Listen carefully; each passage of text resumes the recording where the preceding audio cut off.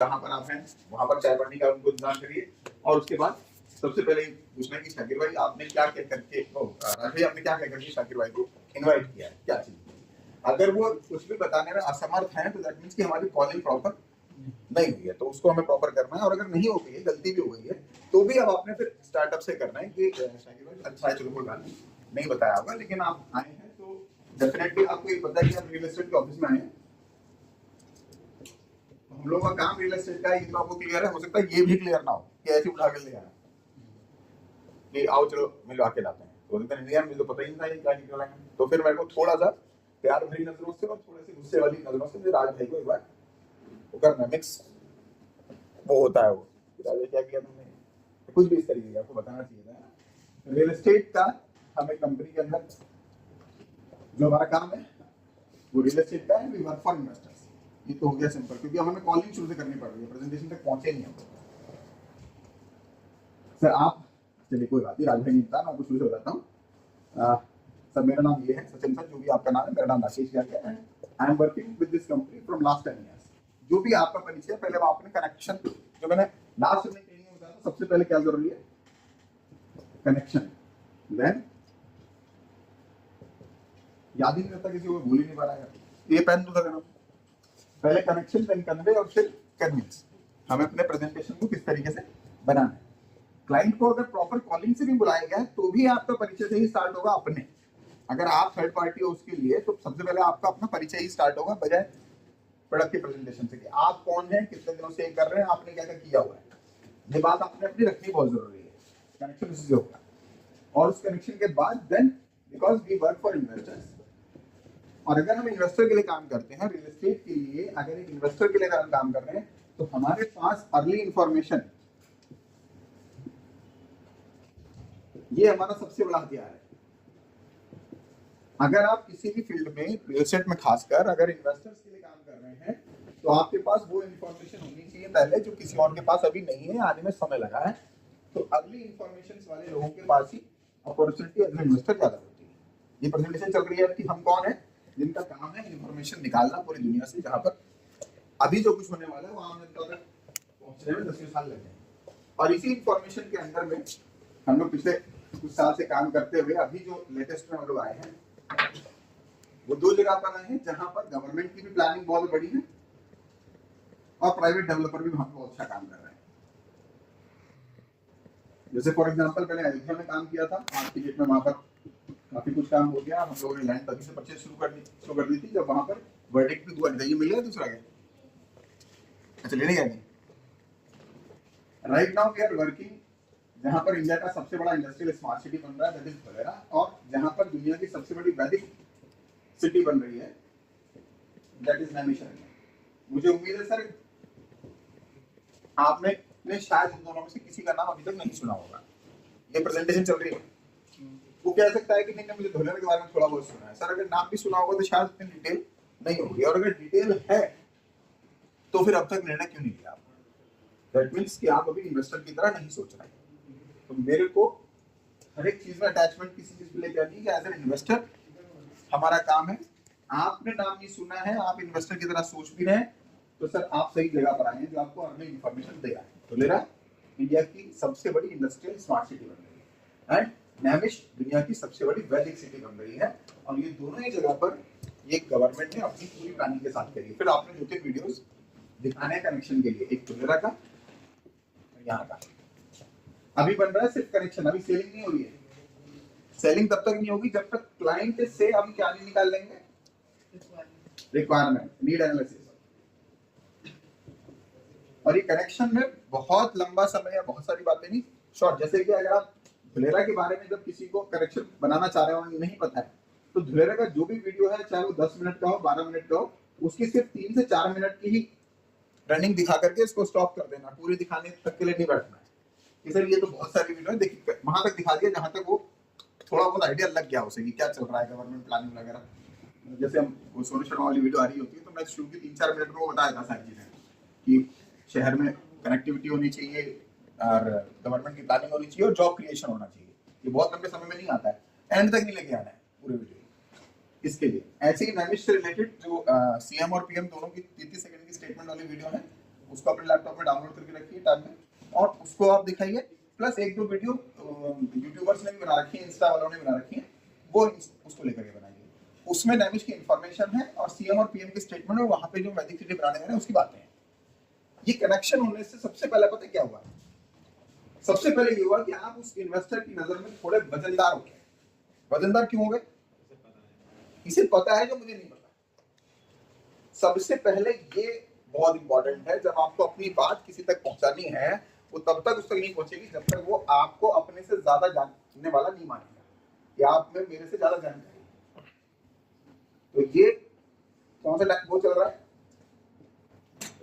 Connection. बस connection के साथ क्या चीज जुड़ी हुई है? ट्रस्ट।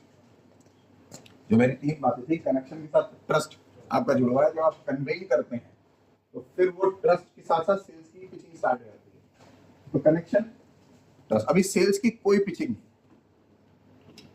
सबसे भारी गलती शुरुआत में हम लोग प्रेजेंटेशन में क्या करते हैं, इनिशियल लेवल से हमारा माइंडसेट सेल्स का होता है, वो इसे बताऊं रे ले, ऐसे बताऊं रे ले, उस माइंडसेट में रहना ही नहीं है, पूरी प्रेजेंटेशन के दौरान ही नहीं रहना।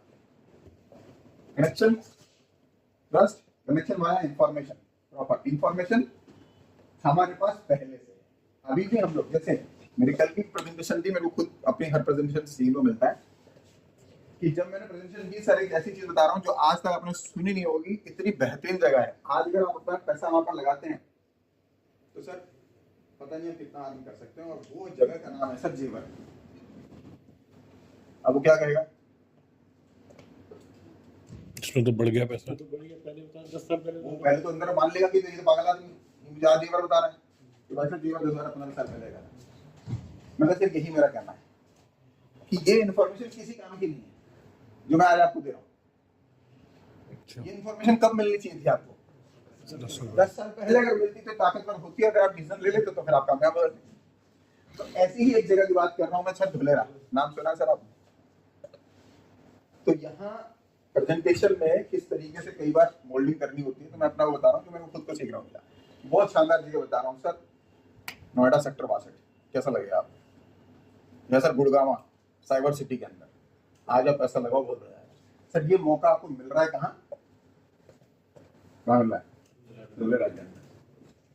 Where we are selling, because as a real estate company we are selling 2 types of things basically, one is residential and one is commercial. जो थर्ड हमारा ऑर्गेनिक फार्मिंग वाला चैप्टर है, वो ज्यादातर सबसे आखिरी का चैप्टर है। ये ज्यादातर मेरे ऑलरेडी जो क्लाइंट हैं उनसे हम लोग आसानी से ले सकते हैं। नया क्लाइंट इसके ऊपर इमीडिएटली बिलीव लेवल पर नहीं होता है, वो बहुत किसी जिसके थ्रू आया या तो उस पर बहुत तगड़ा बिलीव करता है तो वो लेगा, नहीं तो वो इसमें जाना पसंद नहीं करता है। एकदम नया है और इतने भी रिटर्न्स हाई नहीं है कि उसको देखते ही उसके अंदर लालच आ जाए। तो ऐसा भी नहीं है ना कि 3 साल में डबल कर रहे हो, उसके लालच की वजह से ही कर लिया है। और फेथ अथॉरिटी है ही नया आदमी। तो ये ज्यादातर फंड रेजिंग उनके साथ है जो हमारे अपने लोग हैं, उन्हें पता है पैसे रखे हुए किसी काम के हैं। 50 लाख रुपए रखे हैं रवि के पास, घर में रखने से क्या फायदा? एक काम करो 3 साल के लिए लगा 50 के बेहतर मिल जाएंगे आपको, वो उसके लिए। या जो ऑलरेडी हमसे फेथ ले चुका है, मुझे पता है कि यहाँ से मिलना कंफर्म है, घर में रखने से उठा देंगे। Basically we are dealing in 2 types of properties, one is residential and one is commercial. और दोनों ही रियल एस्टेट में हमारी जो है वो इन्वेस्टर की है। रेजिडेंशियल ये है सर, जहाँ पे आज आप प्रोडक्ट परचेज कीजिए, 5-7 साल छोड़िए और ये आपको 3 से 4 गुना के रिटर्न निकाल करके दे सकता है। और जिस जगह पर ये है धुलेरा, आप उसको मान के चलिए आज आप परचेज करेंगे, उसको आप ना ईयर वाइज चल सकते हैं। 2 साल बाद जाएंगे 2 गुना, 3 साल बाद जाएंगे 3 गुना, 4 साल बाद जाएंगे 4 गुना। ये क्षमता है इसके अंदर। अगर आप 10 साल के रखते हैं तो 10 गुना तक की देने की ताकत रखता है। मतलब जितने साल के लिए छोड़ दो उतने गुना तक के रिटर्न ही निकाल के दे देगा अभी की सूरत में। और अगले 10-5 जितने साल इसमें काम कर रहा हूँ, कई हजार करोड़ का आप यहाँ पर काम कर सकते हैं। जैसे कभी किसी ने गुड़गांव में काम किया था और आज भी कर रहा है। आज भी बहुत सारे लोग दिल्ली में ऐसे हैं जो दुबई और गोवा की प्रॉपर्टीज बेच रहे हैं और लगातार वहीं पे ही फिक्स होकर बेच रहे हैं, क्योंकि उन्हें पता है ये अपॉर्चुनिटीज है। आप अपनी अपॉर्चुनिटी में भी क्रिएटिविटी निकाल लीजिए, क्योंकि कंपनी कई सालों तक धुलेरा में स्टे करने वाली है और बढ़ा रही है अपने आप को। 100 एकड़ तक की एक नई प्रॉपर्टी हम लोग लेकर के आ रहे हैं, आपको 500 एकड़। तो ये रेजिडेंशियल में हम लोग, अब ये प्रेजेंटेशन कब शुरू हुआ है? जब हम कनेक्शन बना चुके हैं।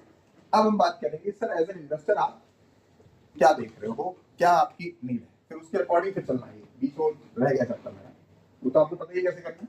नीड एनालिसिस फाइनेंशियल नीड में भी आपसे ये मेरा रेजिडेंशियल में है, और रेजिडेंशियल में मेरे 3 प्लान है, retail buying, bulk buying and project partnership. Retail buying में 10 लाख रुपए से शुरू हो जाती है सर, जिसमें आप एक प्लॉट लेके जा सकते हैं।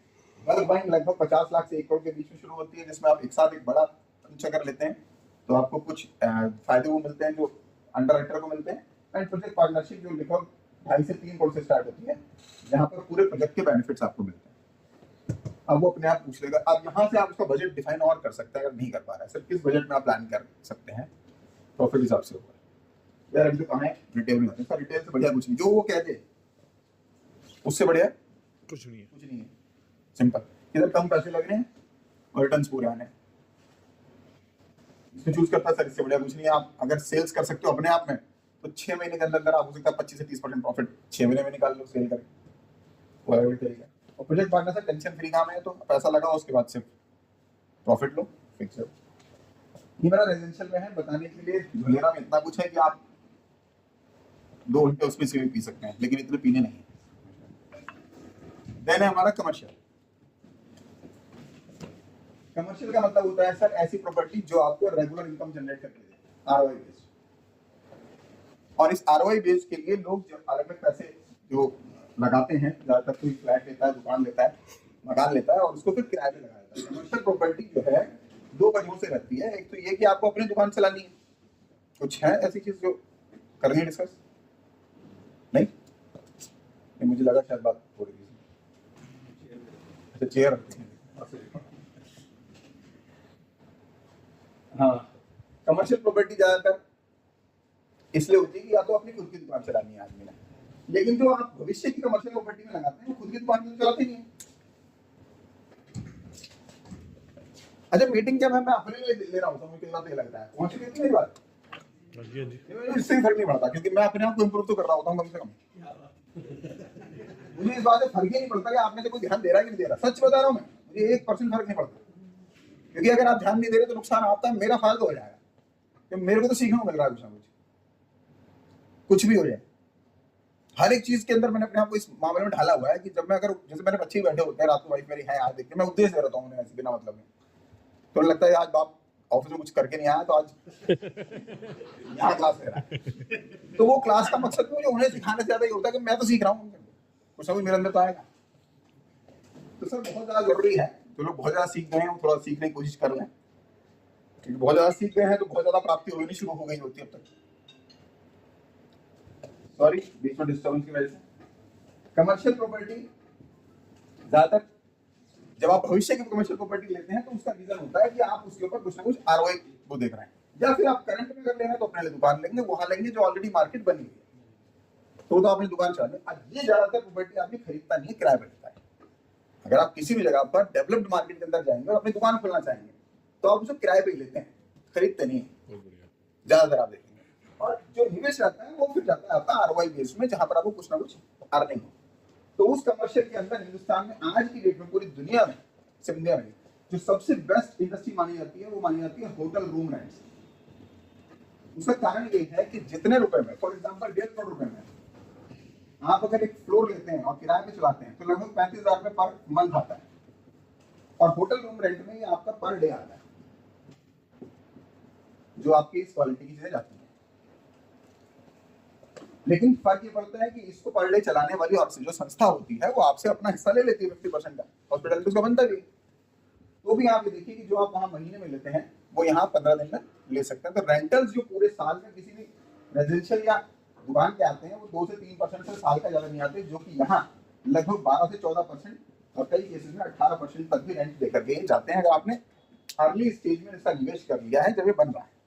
बनने के बाद तो ये भी नहीं है आपको इतना रिटर्न देने वाले, बनने से पहले अगर आपने निवेश कर लिया है तो जब तक ये बन के तैयार होगा इसके रेट बढ़ चुके होंगे तो आपका रेट ऑफ इंटरेस्ट घट जाएगा। अभी ये रेट ऑफ इंटरेस्ट आपका 12, 14 से 18% तक भी जाता है। तो ये रेजिडेंशियल प्रॉपर्टी है। हाँ सॉरी, कमर्शियल प्रॉपर्टी है ये। और इस कमर्शियल प्रॉपर्टी के अंदर हिंदुस्तान में एकमात्र कंपनी है जो 10,000 रुपए पर स्क्वायर फीट में फुल्ली फर्निश्ड, जिसमें सब कुछ एक स्वीट रूम का लगा हुआ है, 1436 स्क्वायर फीट का 1 करोड़ 43 लाख में आपको दे रही है इस एग्रीमेंट के साथ कि हर साल 17 से 18 लाख रुपए तो आपके फिक्स्ड है। अगले 5 साल जब तक ये बन के तैयार होगा, 3 से 4 साल ये मिलेगा, देन 5 इयर्स, क्योंकि मेरी कंपनी भी नहीं है हॉस्पिटैलिटी, इसको चला के देखेंगे, जितना चलेगा आपको पहले दिन से 15 नाइट मिनिमम रेंटल 30,000, 4.5 लाख रुपए की वैल्यू तो हम आपको फ्री देंगे पहले दिन। जितना रेंट आएगा मान लो उसके बाद बची 350 नाइट में से ये 150 नाइट में रनिंग में रहा, तो 150 नाइट इंटू 75 कितना होता है? 15 7 105, लगभग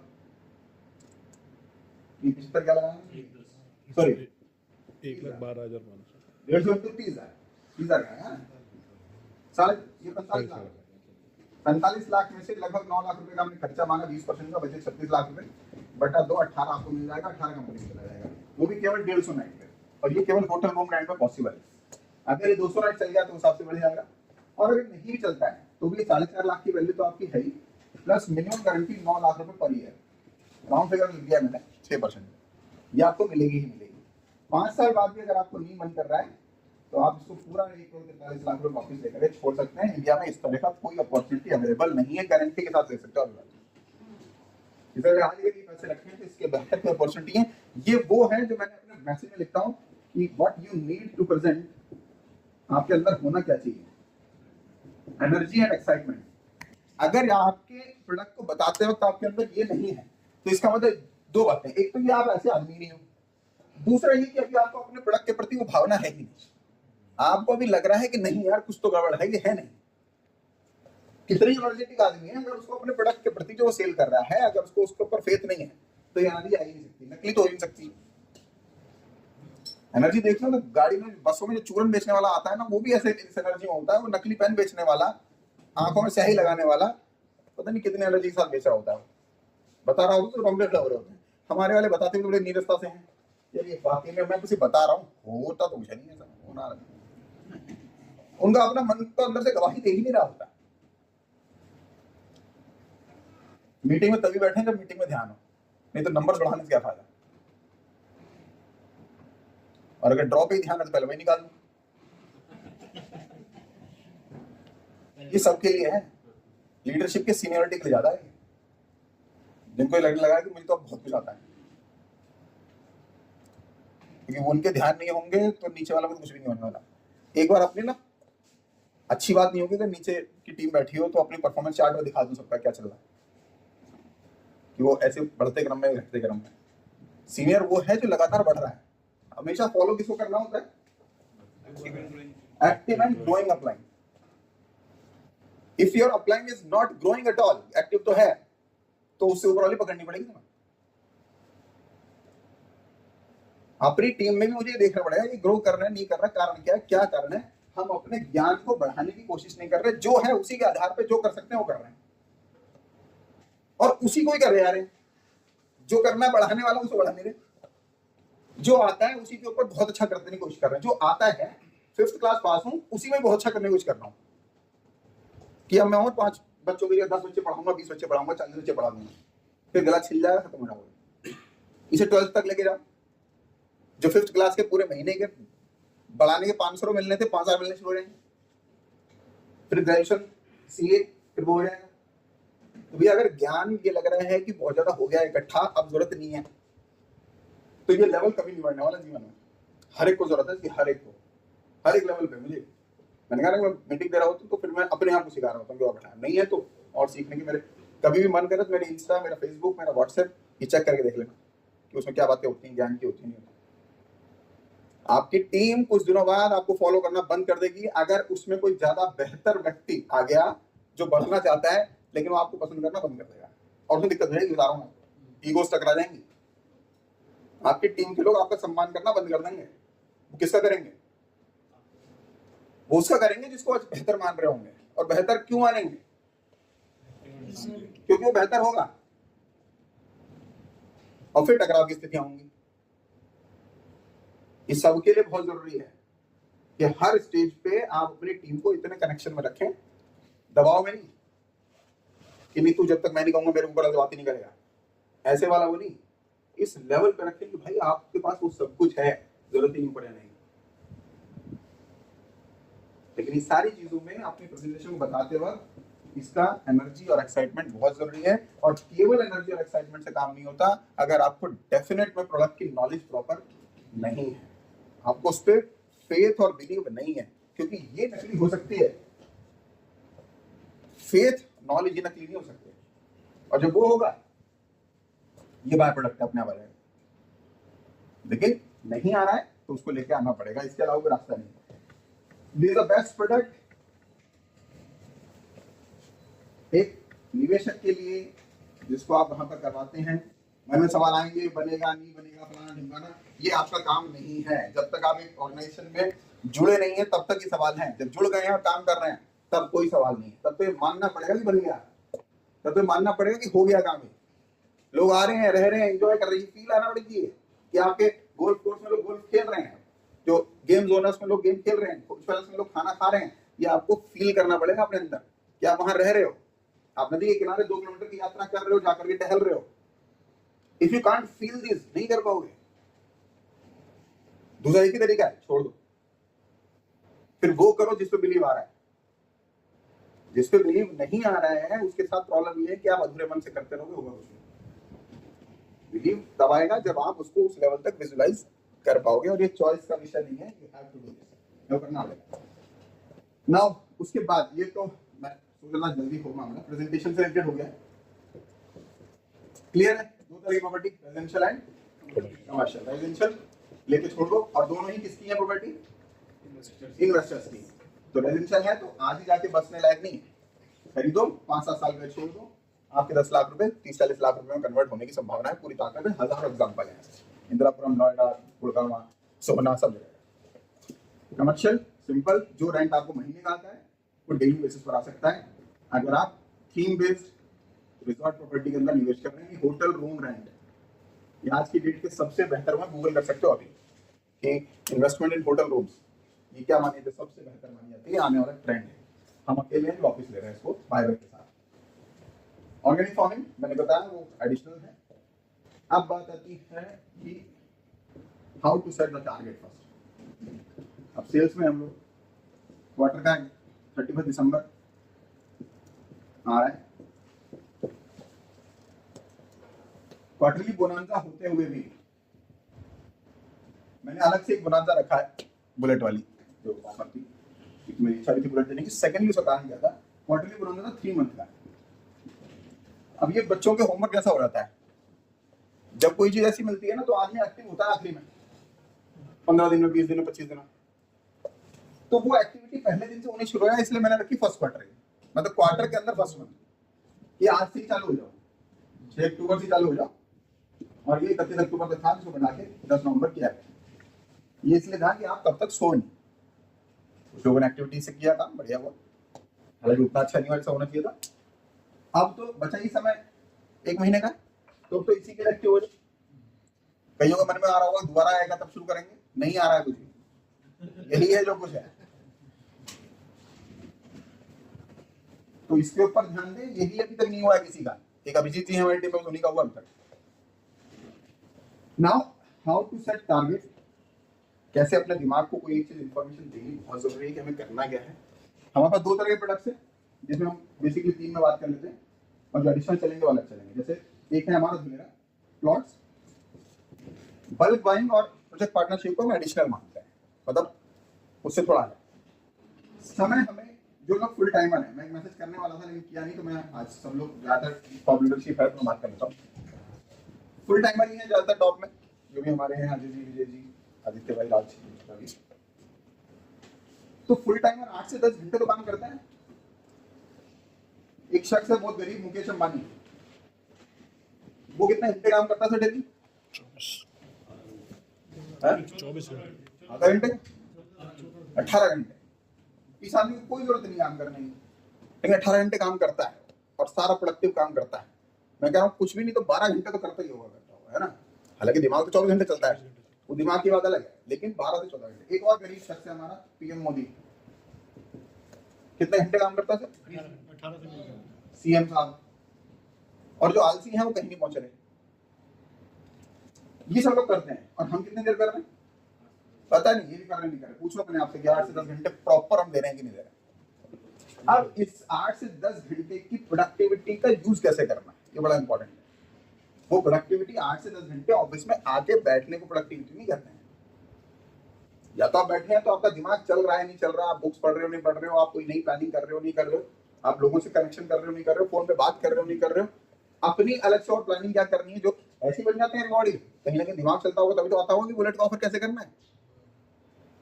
तो वो प्लानिंग का हिस्सा है, वो प्लानिंग इंप्लीमेंट होती है। आप लोग कितना कर रहे हो पहले सोचना है ना, मतलब किसी को बताना नहीं है, ये है सिंपल कि आप देखो अगर कर रहे हो दी बेस्ट, ज्ञान को बढ़ाने में भी 8 से 10 घंटे कम से कम मेरे होने चाहिए पर डे बेसिस पर। छुट्टी लेनी है हफ्ते में एक दिन लो, कोई दिक्कत नहीं, पूरी तरह से आराम करो, लेकिन 8 से 10 घंटे आपके वर्किंग डे में कम से कम होने चाहिए। इन 8 से 10 घंटे में रेगुलर बिजनेस तो ये है, जितने भी प्रोजेक्ट पार्टनरशिप या बल्क बाइंग ऑफर्स हैं, इवन रिवर कासल का जो हमारा बड़ा वाला कॉटेज है, ये हमें अलग से लेके चलना है दिन में 2 घंटे से 3 घंटे के लिए। बाकी 6 से 7 घंटे हमें अपने रेगुलर बिजनेस बात करनी है। रेगुलर बिजनेस में मेरा झूलेगा में नॉर्मल प्लॉट